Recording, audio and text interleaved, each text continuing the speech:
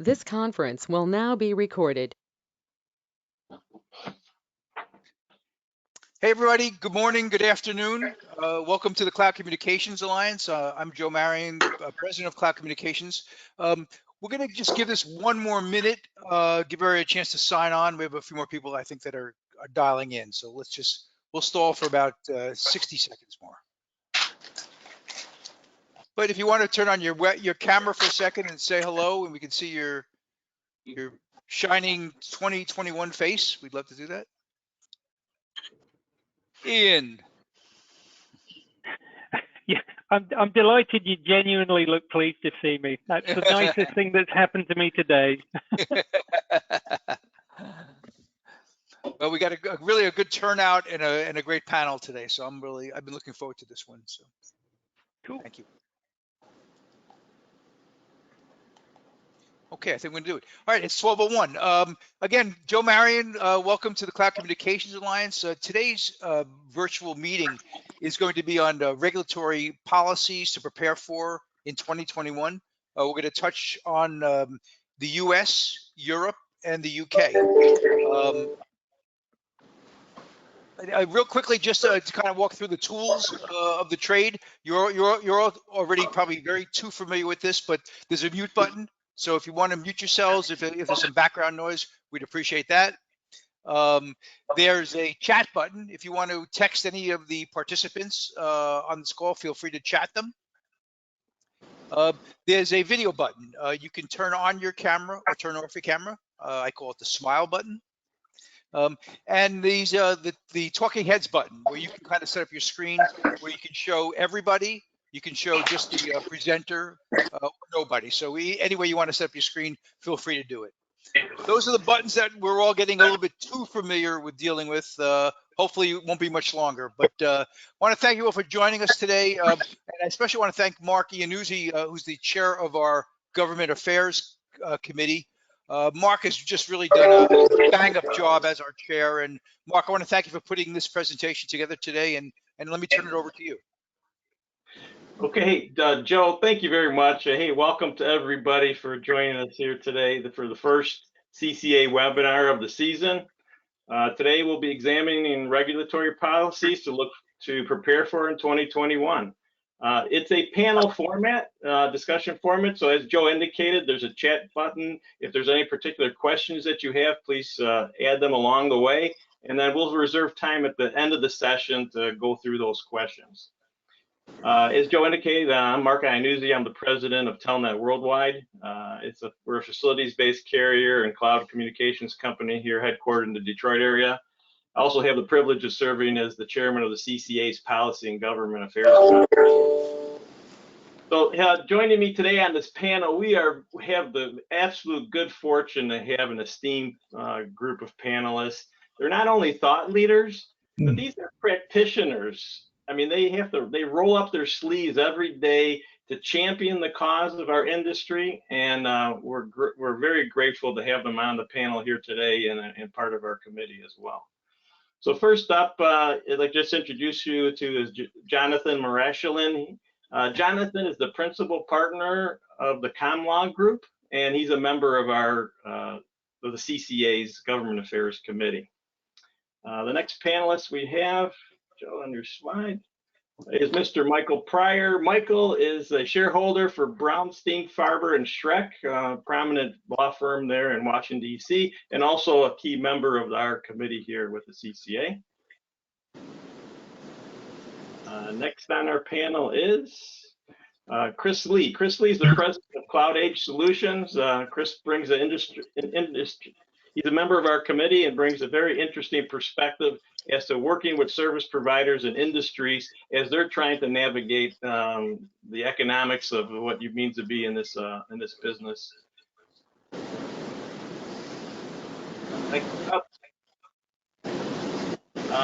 And then we're very excited to actually welcome in Rafi Azim Khan from Pillsbury Law. We have the good fortune of working with Rafi's colleague, Glenn Richards. Glenn has been a very good friend of the CCA. We exchange a lot of information. They represent the VON Coalition, which, if you know, is a very important coalition in our industry. And we got introduced to Rafi here this past week, and we welcome Rafi as part of our this panel. Okay, so we're going to talk about the future, but I figured we'd start off here. Get my cursor going right here. I like to take a brief look at retrospective of 2020. So, where do we come from as it sets the table for this next year? Now, clearly, in 2020, everybody knows that we had a global pandemic has changed our world and our industry. Along these lines, the CCA, we have forged a close relationship with the FCC. And interesting enough, in March, April time thing, as everything was really starting to hit the fan and try to figure things out, the FCC reached out to the industry with what they call the Keep America Connected pledge. And what was very amazing about our group here was that we were one of the very first associations and set of companies that actually supported this pledge. And it was about really not cutting off customers. It was very concerned out in the industry about the nature of our networks and ability for companies to pay. And we didn't want to see things isolated. And the FCC reached out and asked for that support. And we were very, I think it was really nice to see us leading the way on that. Now, associated to that was the FCC chairman at the time, Chairman Pai, reached out to our organization, and Joe Marion in particular. He had regular status calls to bring in industry leaders to talk about what was the current status of our networks. Were they holding up? We have a big shift that was taking place and people working from home and all this stuff moving around. And we really didn't know how the networks were going to behave. So being able to hear and participate in that area was another thing that was a very important part that we wanted to bring to the table. And thank you, Joe, for making sure we were there at those meetings. The next thing up about looking back in 2020, you can't, the key thing that's been going around for some time now is about illegal robocalls and spoofing. The whole thing about stir shaking coming into the fore. So last January, a year ago, the Trace Act was passed into law. And what the Trace Act did was it formally anointed the FCC as being the stewards of implementation of stir shaken and its enforcement and all the attributes that surrounded it. The key thing about that is because up until this act, most of the work going on in this area was being done by industry groups and standards organizations. So this really tried to solidify it across, having involvement of what the policymakers and the FCC's role in that would be. Now, as bullish and as important, and then also the Trace Act actually goes into full force here this July. And the expectation is that all service providers are able and participatory in this framework unless they got some kind of waiver. So this July is definitely a key date. Now, along those lines, is we are really trying to be proponents and advocates of this work. It's important work about enhancing the integrity of our networks. A key thing here that we saw was some gaps in this rush to get out there. And one of them was about what they call certificate delegation or certificate authority. And the quirk in it was that you really had to be a carrier who had control of the numbering pools to be in the club to sign and attest to a call or even unwrap a call. So this was a concern because many of the CCA members procure their phone number assets from third-party carriers. So it was one of those situations where we'd be on the outside looking in, and that's not a very good thing to do. So we worked real hard, and we had a great win this past year. And what the FCC did was they established a way where non-carriers could get the certification authority to sign a call, going through basically a compliance process at with the FCC. Michael Pryor wrote up a nice article. It's on our website, and it's in there to talk about how you go about making sure you get into that club if you need to, so that you can get the certificate authority that you need. The next piece of here, in terms of the looking back last year, in terms of the robocalling, one of the key things we had here is that they are issuing safe harbor, which means they gave forgiveness to companies who wanted to block calls. And the key guys who would be blocking calls would be the big bell companies and so forth. And we were concerned that they could block calls without having any way of notifying people that they were blocking, member companies' calls. So this came out this past year as well, where there is a notification obligation. And it's another place that I believe that we did a good job here at the CCA to help put a spotlight on something that's important, meaning that we didn't want the cure to be worse than the disease here by having no way to really remedy block calls in a quick fashion.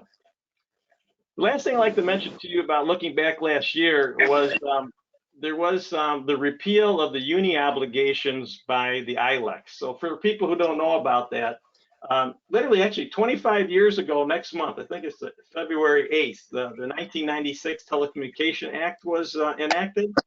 And this really ushered in our industry. It opened up competition, and the first forays into that was CLECs, and that's led to where we are today.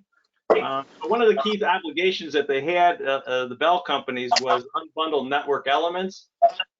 I won't get into all that stuff here, but the key concern for me was it signaled what was usually a pro-competition stance by the FCC. This thing really smacked the other way of being a non-pro-competition act here, and it's something we need to be mindful of as we move forward into the new year. So that's my retrospective, and so let's go start taking a peek at the road ahead, okay? So first up, we have a new administration, and a new administration means a new FCC. It means a lot of different things, and I'd like to ask Jonathan. Hey, Jonathan, can you tell us what you think, Jonathan, about what kind of policies we could see coming from the new administration in general, FCC, and share some of your thoughts there. Thanks, Mark. Yeah, I'll put my Karnak the Magician hat on, or Nostradamus, and see if we can do some predictions of what's coming in the years ahead with the Biden administration. I think the first thing of important note is that the commission currently is 2-2 Democrat Republican split. So until Biden appoints either a full-time chairperson or a fifth commissioner, we have a 2-2 tie, which makes it difficult to get things done. He has named existing Commissioner Jessica Rosen-Worcel as the acting chairwoman.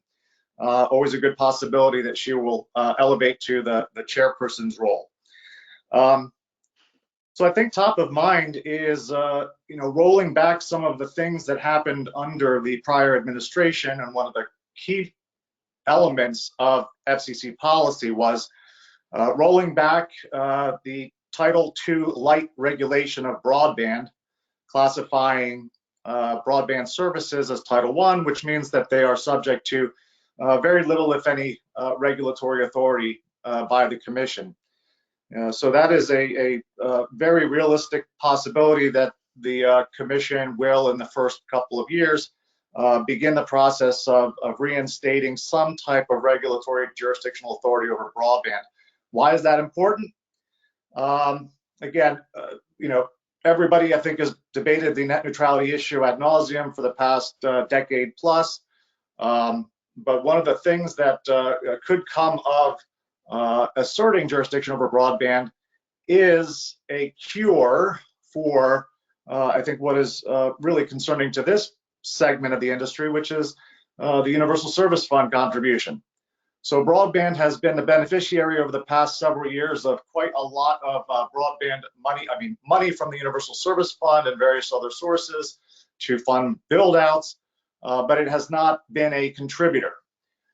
So again, the USF factor is 31.8%, humongous. It's not a tax but a regulatory fee, but it does have a significant impact on everybody in the cloud communications industry. According to AT&T's own statistics, if you added broadband revenue and wireless broadband from Verizon Wireless and AT&T and the likes of those companies that sell voice and broadband in bundles, you could probably see the contribution factor below 5%, maybe even as low as 3%. I think AT&T sees the writing on the wall potentially, and back in July, their federal lobbyist in-house, Joan Marsh, published a blog post which basically set AT&T's position as, big time corporate welfare. They're going to try to get the laws changed so that broadband funding, USF in general, moves off of a revenue-based system and essentially gets funded out of the general tax revenue from all of our income taxes. So AT&T is really pushing probably on the Hill, and maybe Mike Pryor can speak to a little of that.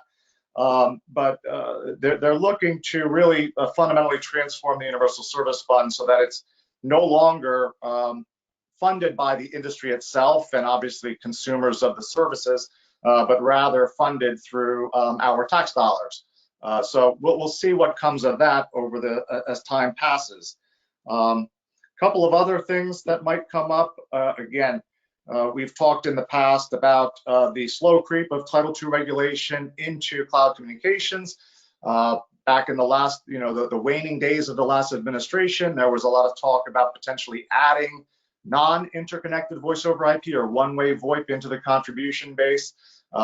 Also tacking on these truth in billing regulations to both two-way VoIP and one-way VoIP, so that your billing practices are subject to the jurisdiction of the FCC, and you'd be required to do more granular breakouts of your fees, taxes, and so forth, make your invoices clear and non-misleading for consumers. That is something that I think is certainly, if it started under a Republican administration, very likely it's going to be pushed forward under a Democratic administration at the FCC. Again, with that, I don't want to take up too much time, so I'll turn it back to you, Mark, and hand it off to some of the other speakers. Hey, thanks, Jonathan. And I'll open up to the panelists too. Any other thoughts here that our other panelists have about what they foresee coming out of this new administration? For example, there's one thing here, I think it's called Section 230, which was dealing with social media. You've heard a lot of uproar over that over the past year in terms of social media companies and certain exemptions that they have.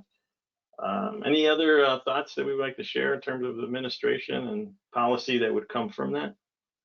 Yeah, hi, everyone. Michael Pryor. Yeah, let me just, a couple of other thoughts. As Jonathan mentioned, Jessica Rosenworcel has been named the acting chair of the FCC.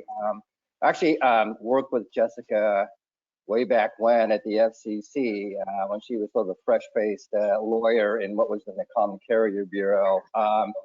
So she's smart as a whip. It's not surprising to me that she's risen to the heights that she has. She spent a lot of her career in the Senate, is very politically astute, is a sort of a political animal.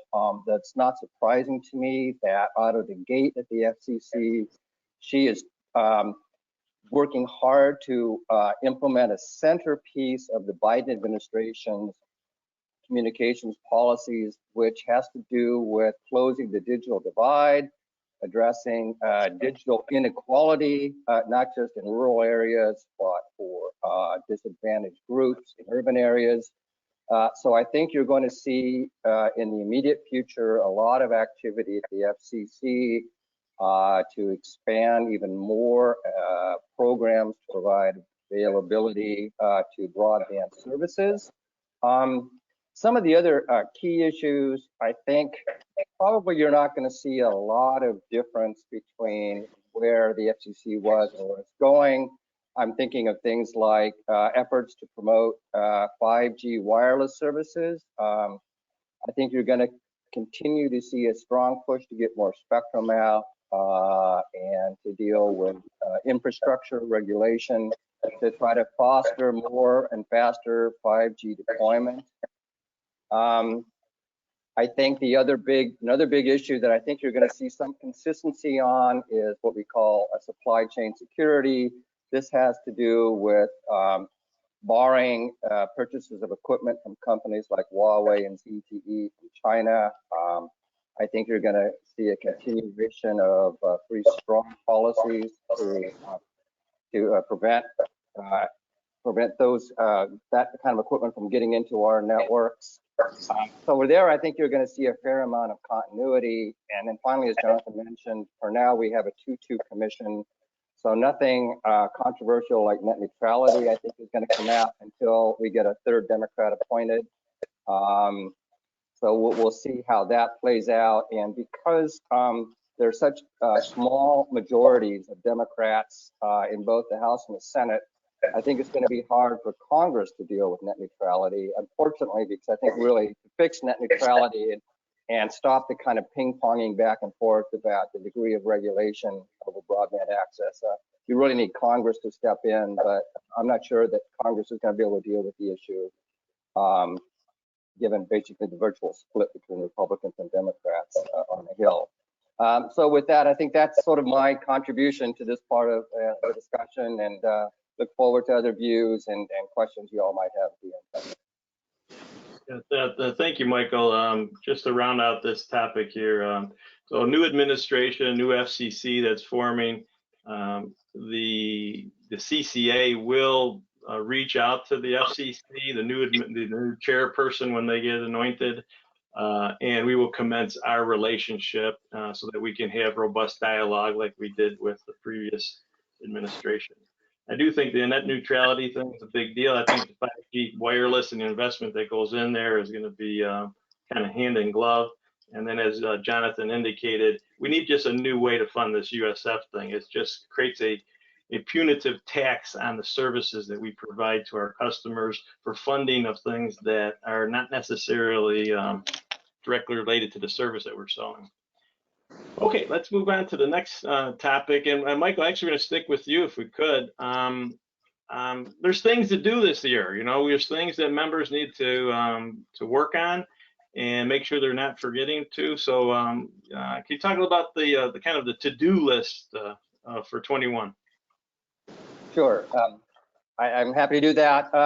And let me just say, Mark mentioned that this is the 25th anniversary of the 1996 Act is coming up, and you know that the 1996 Act was revolutionary. It sought to open local markets to competition. You know, I had the privilege at the FCC of working on a lot of those rules and regulations when I was there to implement the Act.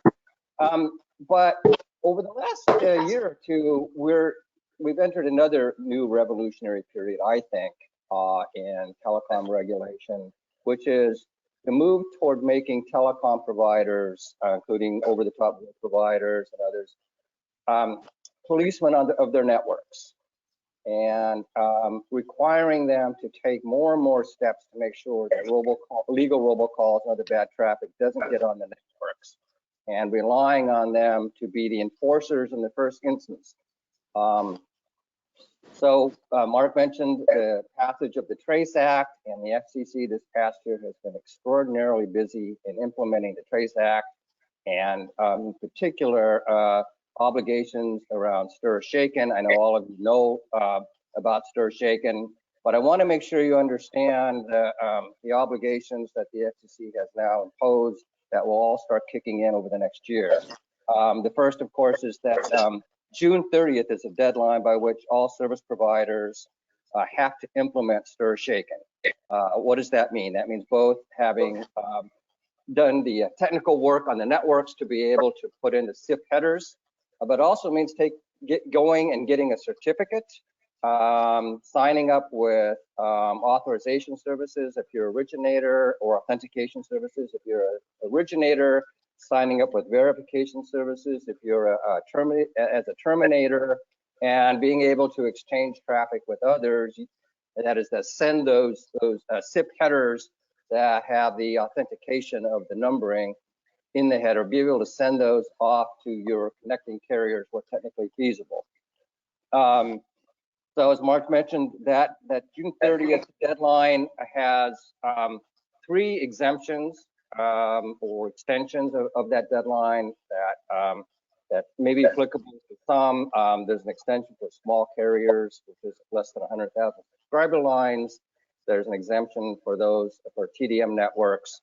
And as Mark mentioned, to get a certificate, you need three things. You need to have an operating company number. That is to get a certificate to be able to send these authentication headers. You need to get a certificate. You need to have an OCN. You need to file 499s, and currently you need to have direct access to numbers. But because of the CCA work, that last requirement is going to change, and you can also maybe get numbers once you've done your certification. So I'm going to next talk about what that certification is all about. The first thing you need to know is if you have an extension, which, and I will say, every voice service provider that doesn't have access to their own numbers will have to get an extension. And therefore, you have to implement a robocall mitigation program.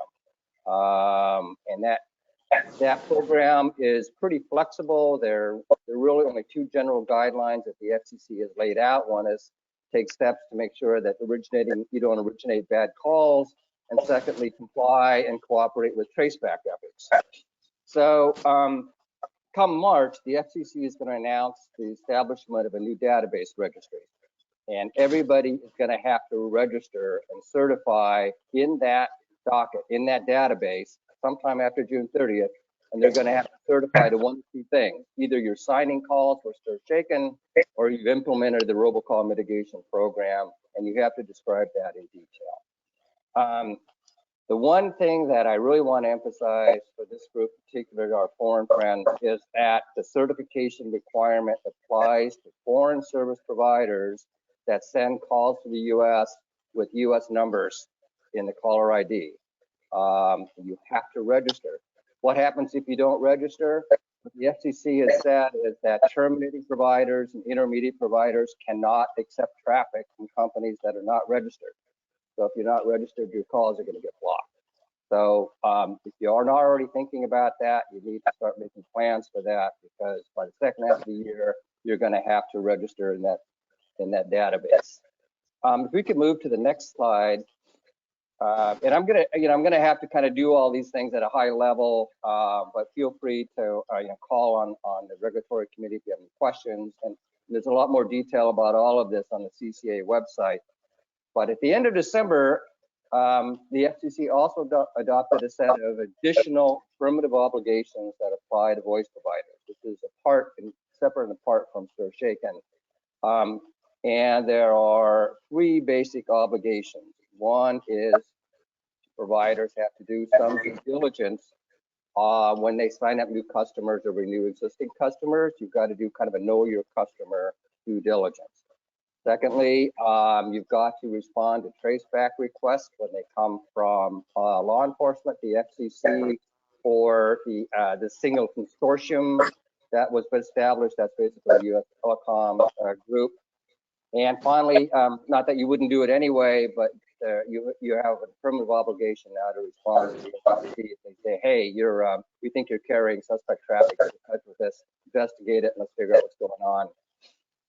Final point I want to make about this stuff is the notification that Mark mentioned. So we're in an age of call blocking. Many of you provide services to companies that provide a lot of outbound calling, and those outbound calls might get caught up in some call blocking. And the CCA and others have been very adamant that one of the things that needs to happen is those folks who are blocking your calls need to notify you that they're doing it.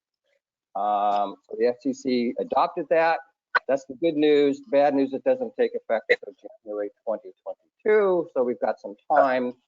I don't expect many CCA members will be blocking calls, but you may be providing services to entities that are getting their calls blocked. You want to make sure that you and the company you're providing services to are able to accept these real-time notifications that are going to come back as some kind of SIP code or some other kind of code. So you want to do that as a service to your customer, so get knowledgeable about the notification requirements. That's kind of it for the call blocking and stir shaken stuff. The one other thing I want to point out is, as you all know, last year, the FCC issued some rules about E991 services for enterprise customers.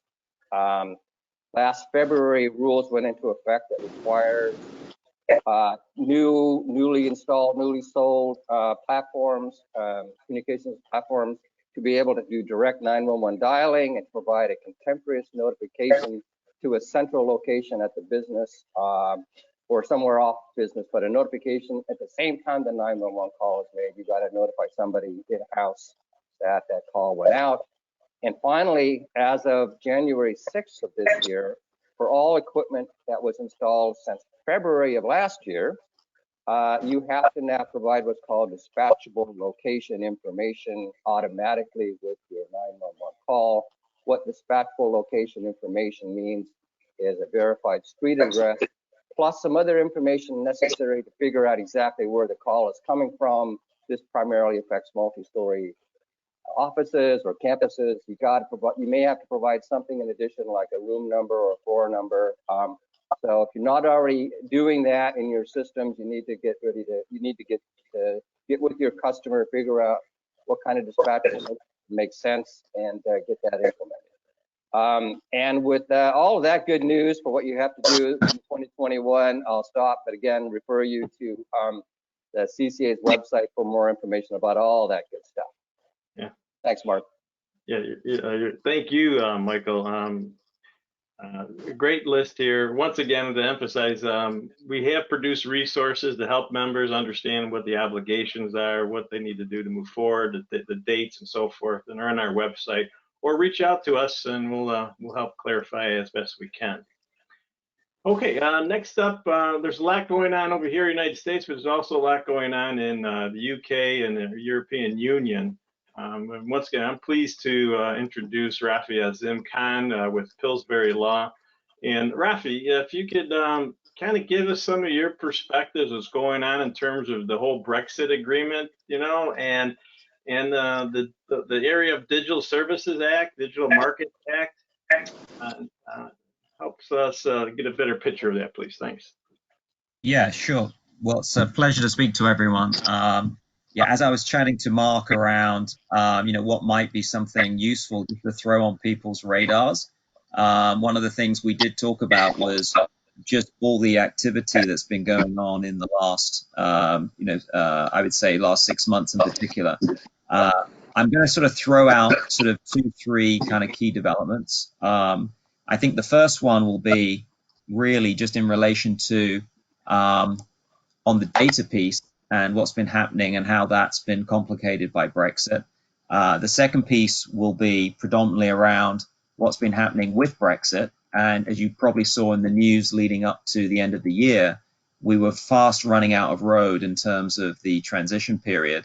And effectively at the very, very last minute, at the 11th of 11th hours, we had a deal struck, which was effectively the Brexit trade agreement done at the very, very last minute. And almost in a crystal ball way, let's have a quick look and think what we can see in terms of ripple effect and what 2021 might hold in relation to that deal. And then just for good measure, while we were sort of getting our heads around that, the Europeans decided to shake up effectively the e-commerce rules that have been in place for many years. And I can remember working on the original e-commerce directive back in 2000 and giving advice around that when that was kicking in.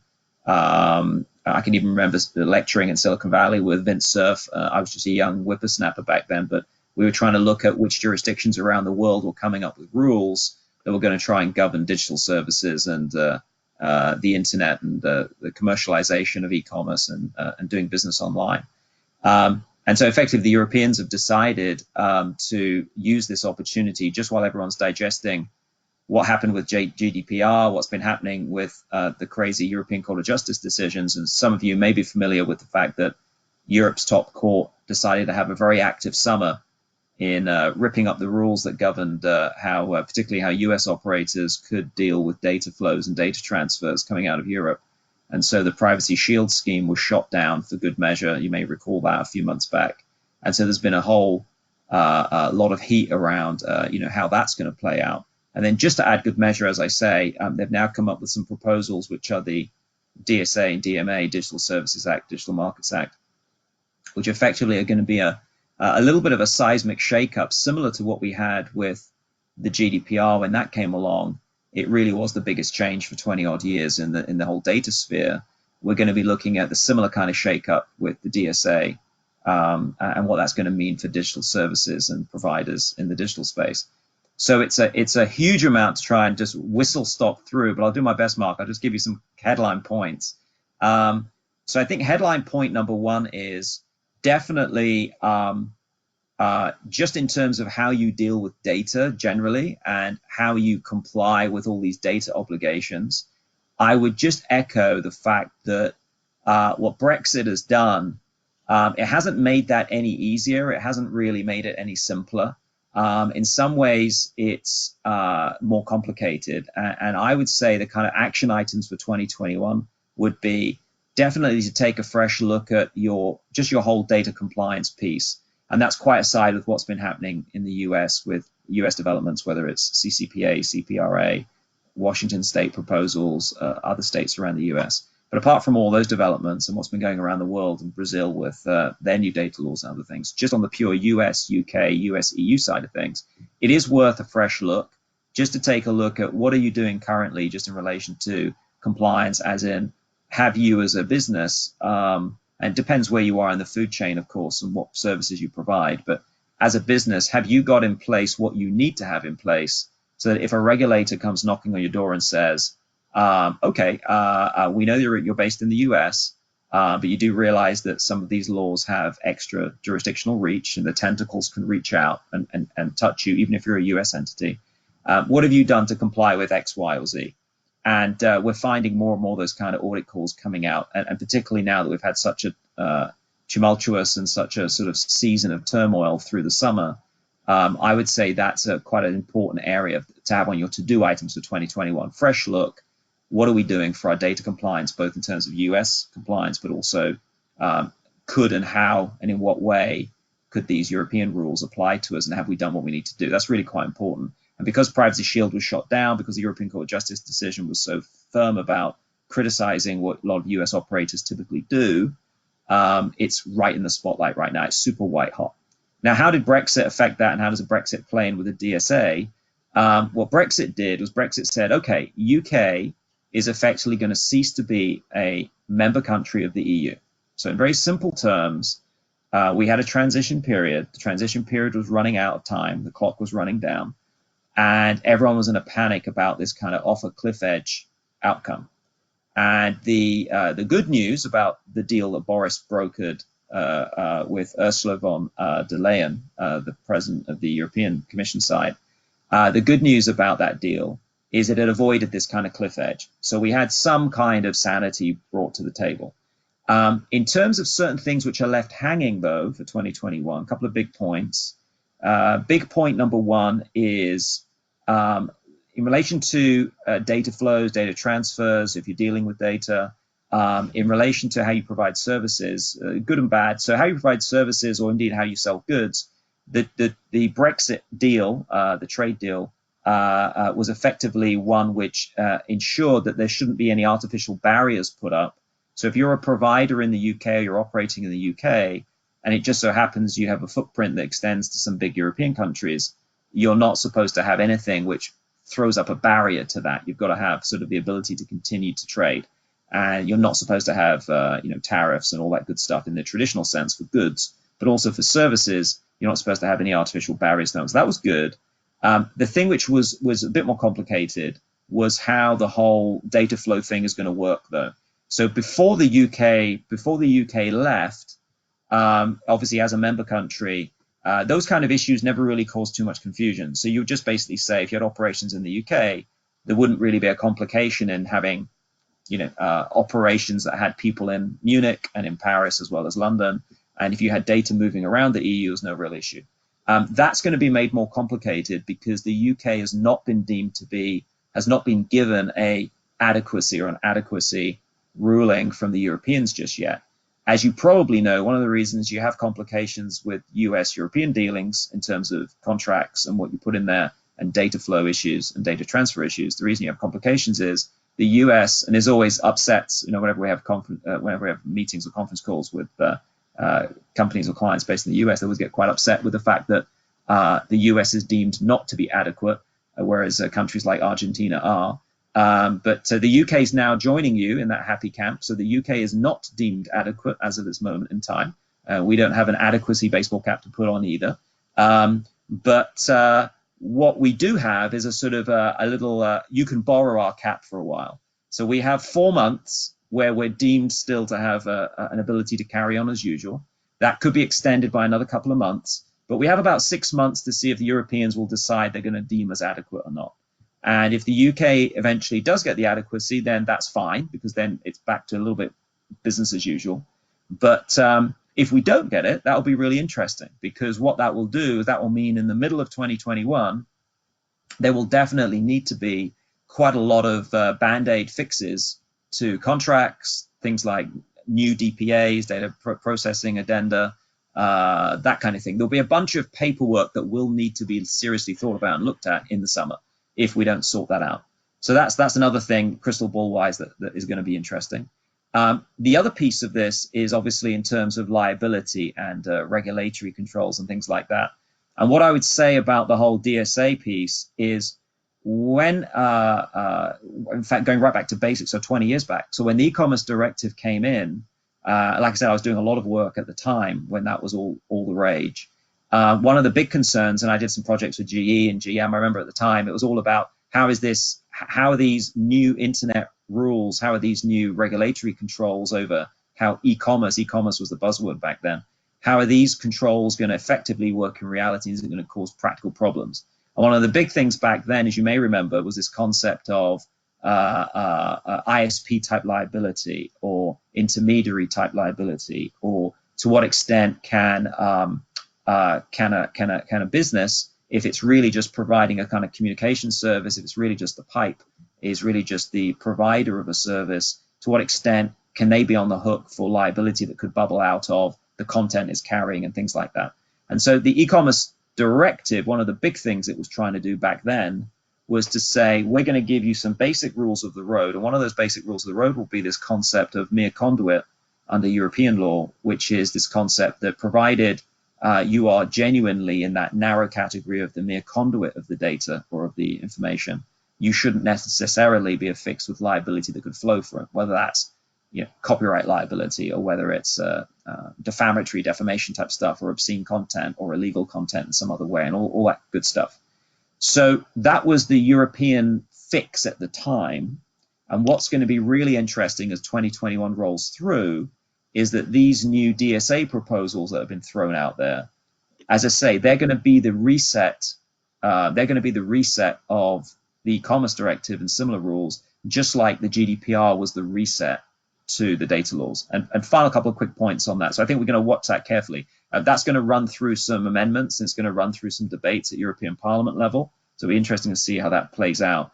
There's another couple of small points just to mention about these new rules, which is just like they did with GDPR, what they want to do is they want to have a set of rules which have extra jurisdictional reach. So these tentacles will reach out, and potentially if you're a US company, you can't ignore these rules. They could potentially apply to you even if you're based in the US. So that's very similar to GDPR. And the other thing which is similar to GDPR, they want to effectively go with sledgehammer approach, or the sledgehammer to crack a nut, as some people think.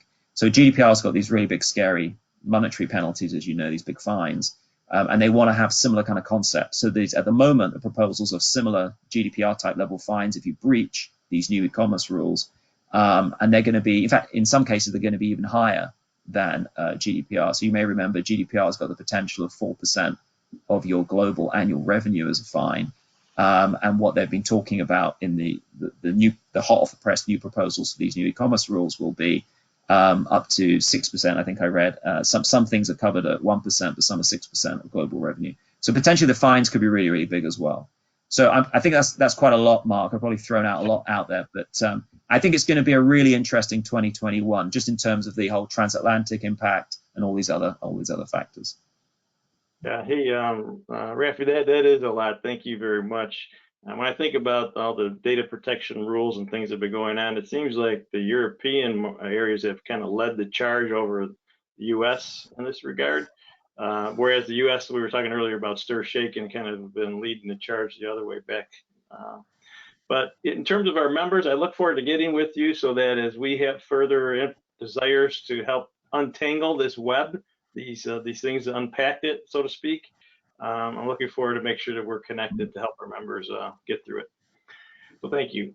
Next up, we have Chris Lee. Chris is the heads up Cloud Age Solutions, and really wanted to talk about competitive issues. We've talked a lot about different regulatory things, past, present, and future. But we're all service providers. We're in business to be in business. And so what does this all mean in terms of some competitive factors? There's a lot of burdens going on here, but how do we turn a burden into a benefit with some of the financial analysis? So with that, Chris, can you help maybe tee up some of the things on your mind? Sure, absolutely. Thanks, Mark.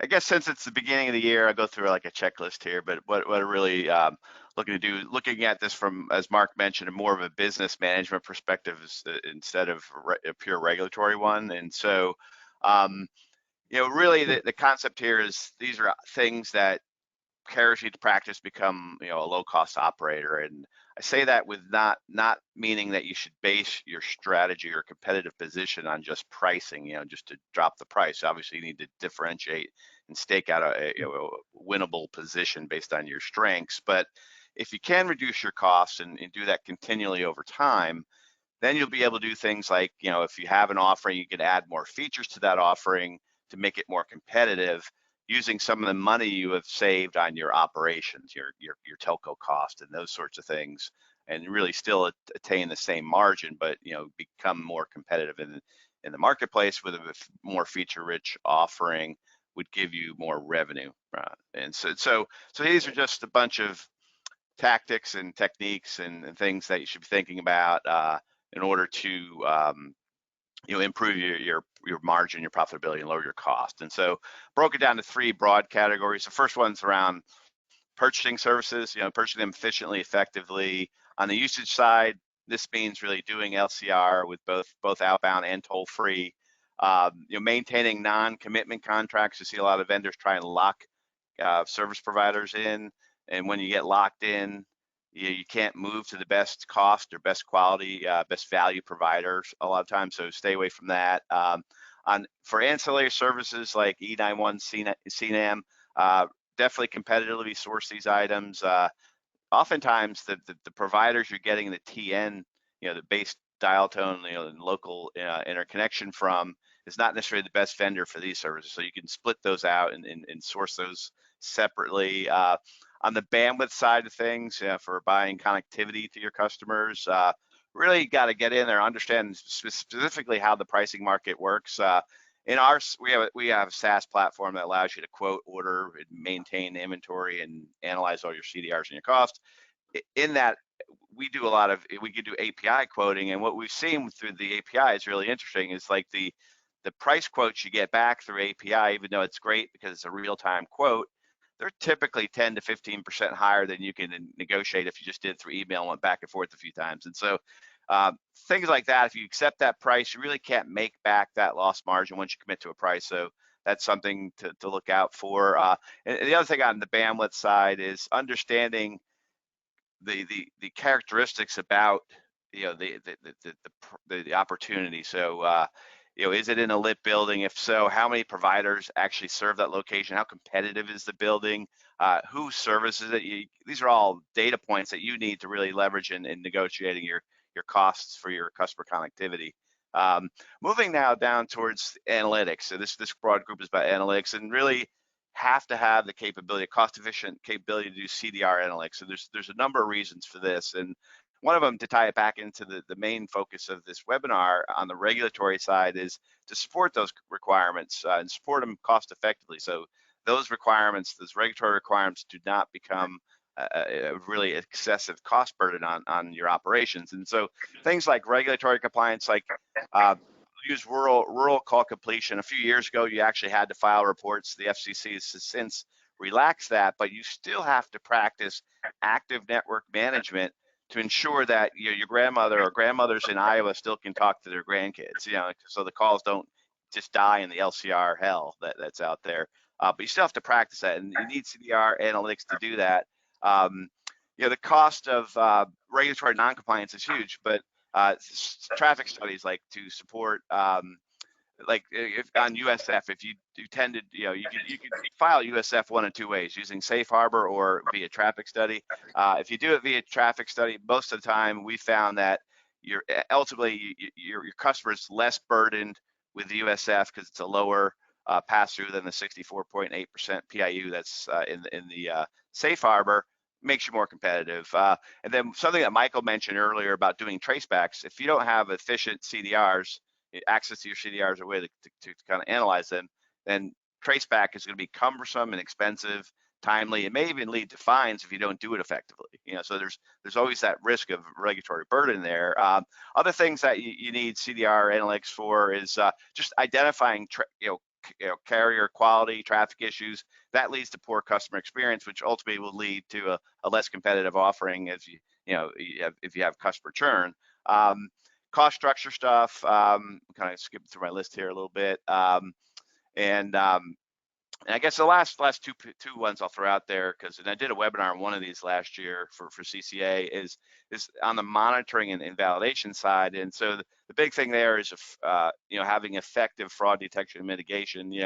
One decent fraud event, and we see this all the time still, one fraud event really can erase many months of margin. If it's not mitigated properly, effectively, and quickly and detected. The best thing is to have just a fraud detection, but you can still set up your environment with your carriers. There's lots of opportunities to do auto shut-offs of routes if something gets like a runaway train with a fraud event. So you really got to look at that. And then back on the invoice and CDR validation side, we're still seeing, that's one of the things that we're very familiar with and been active in the last 20 plus years in terms of software platforms. There's still definitely a lot of billing issues out there by the vendors that continue to proliferate in this space. So that's kind of my New Year's list of things to check off on your list to see if you have good capabilities there to kind of establish a real competitive, low cost operator, as I call it, and competitive of environment. Hey, awesome, thanks, Chris. Jonathan, I know this is a place that's interesting and important to you as well. Anything that you'd like to maybe add on top of that? You're on. There you go. Yeah, Joe keeps on muting me, so I've got to monitor him a little bit closely. Yeah, Chris and I have talked a bit about some of the interesting interconnections between his firm's ability to do data analytics and CDR analysis, and how that plays into your regulatory fee costs. Ultimately, what you pass through to your customers, whether it's in your universal service fund pass-throughs or your cost recovery fee, which oftentimes companies use to recoup their TRS, the Telecommunications Relay Service Fund contribution, which I'll get to in just a second. There's some interesting news there that you'll need to pay note to. But yeah, the ability to analyze your call traffic data and how your services are being used, particularly companies that offer services in a bundle, bundling your PBX, your software with voice, with calling capabilities. One of the reasons why we're seeing the contribution base of accessible, we'll call it telecom revenue, which includes your VoIP revenue, is because companies are taking advantage of the rules that are in place. So if you can demonstrate through your books and records, which again is the third method, Chris, to allocations, it's traffic study, safe harbor, and books and records. Books and records is critical, because if you have strong enough evidence of how your services are being used, you can lower the portion, the allocation of revenue that is subject to the assessments. I think I used the example of the last time we had one of these calls of a $100 AT&T wireless bill, where you're getting your broadband, your voice, your SMS, and for $100, they're not charging you 30% USF, $30, maybe the safe harbor or whatever. Their USF is down to pennies, cents, because they are allocating based on usage and supporting it with their books and records. These are things that cloud communications providers can take advantage of. This is not exclusive domain of companies like AT&T.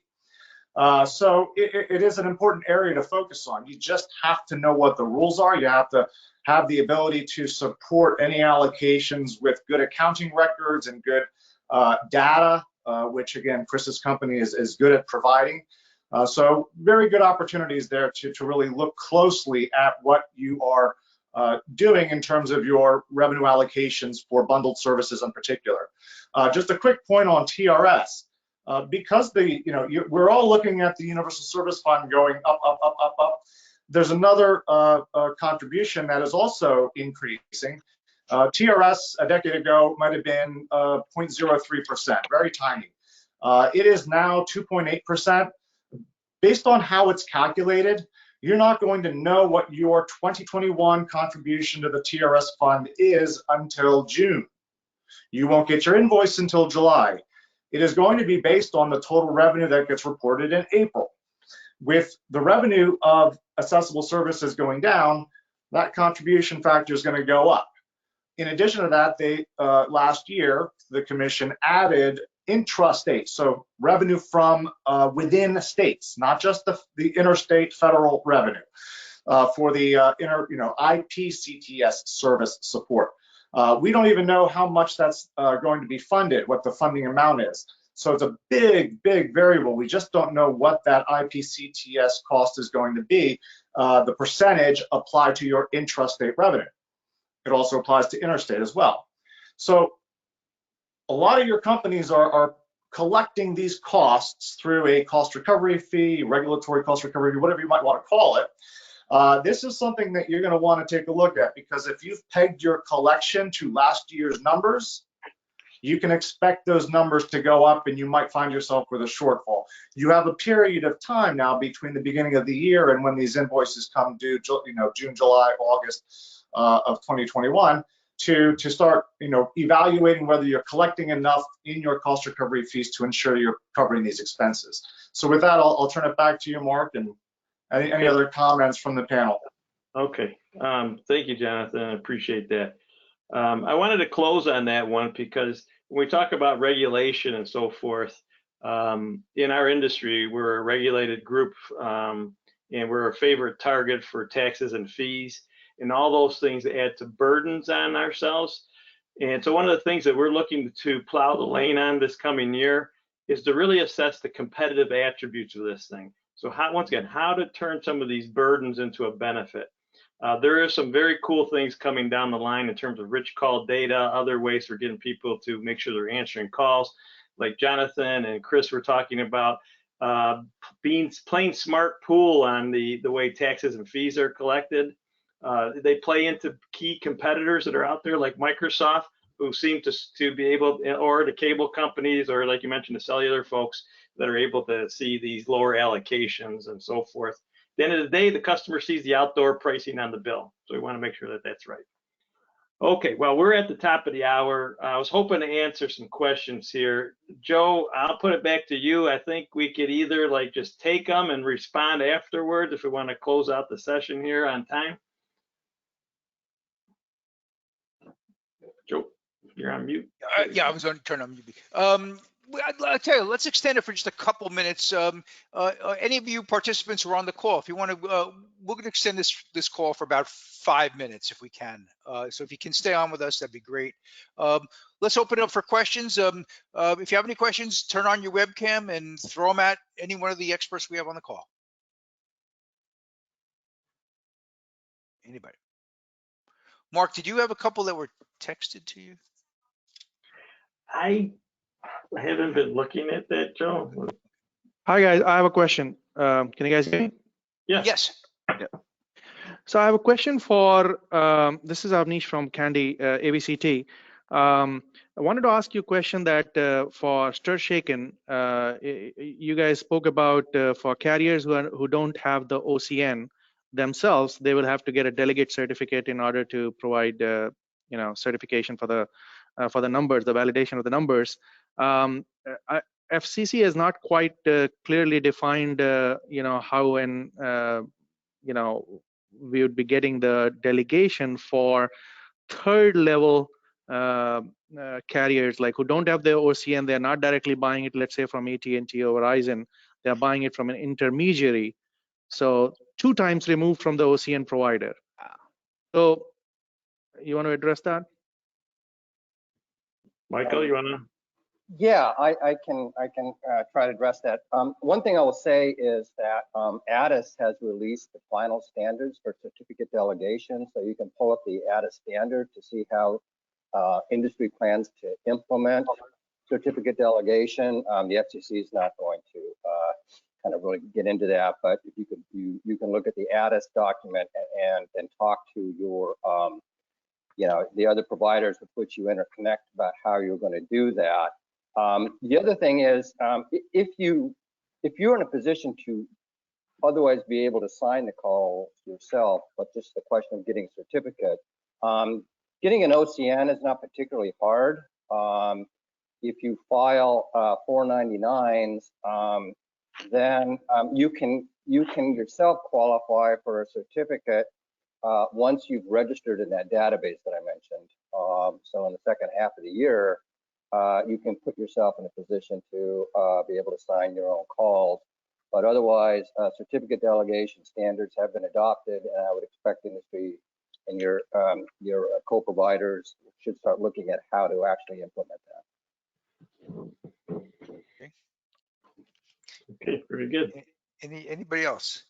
And Avanish, if you need a copy or if you can't find that link to the ATIS documents, let me know and we'll get you the link over to you. Okay, thanks. Okay, good. Michael, I had just one quick question. You talked a little bit about preventing the purchases from companies like Huawei, for example, in the United States. Is rip and replace moving forward?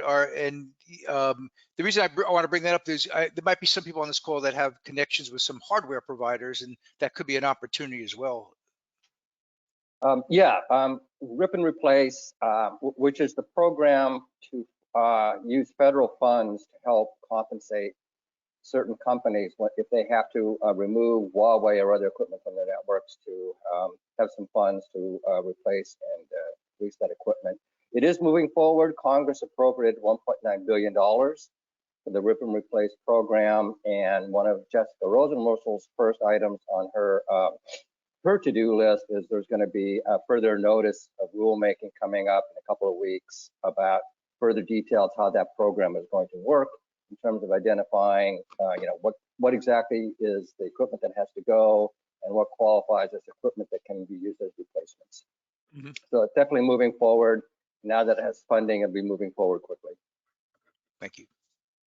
Hey, Joe, I saw a question from Alan at Cordial. I'm not sure if he's still on, but it was a question about how the books and records allocation can result in such a significant reduction in the exposure of revenue to the fees. And I think it's worthy of clarification that there are 2 types of allocations that can occur under the Commission's rules. There's a geographic allocation, so determining the jurisdiction of the call between interstate versus intrastate, which is not accessible, interstate is. That's the safe harbor, books and records, traffic study. So you've got those 3 options. The other really has to do with the first allocation step you take if you're selling a bundle of services. And what's a bundle? A bundle is anything that combines an accessible service with something that's not. So software combined with voice telecommunications, that's a bundle. SMS combined with software combined with voice, again, a bundle. So that is where you can use books and records based on usage, right? How much are consumers using the voice versus how much are they using the software? And that's a bit of a competitive analysis. But again, the the rules that the commission has on allocating telecom versus non-telecom are a little bit more malleable. Okay, so it gives us attorneys and their clients great opportunities to work to come up with defensible foundations for these types of software telecom, non-telecom allocations. So I hope that clarifies. Very good, thanks. It helps. Thanks. Okay, it is 1:05. Anybody else last chance to take a crack at these experts? Okay. Coming up, we put on the screen here our next 6 webinars through June. We actually have a whole year of them planned out. If you want to go to the Cloud Communications website and click on events, you'll see the year's lineup of webinars. Want to thank our speakers and our sponsors today for the call. You guys were great. We really have the best team, I think, out there. So I really want to thank you all for your time and your efforts in doing all this. Thank you all. Have a great day. Stay safe, and we'll keep in touch. All right, take care, everybody. Thank you, everybody. Everybody. Have a good one. Enjoy. Have a great day.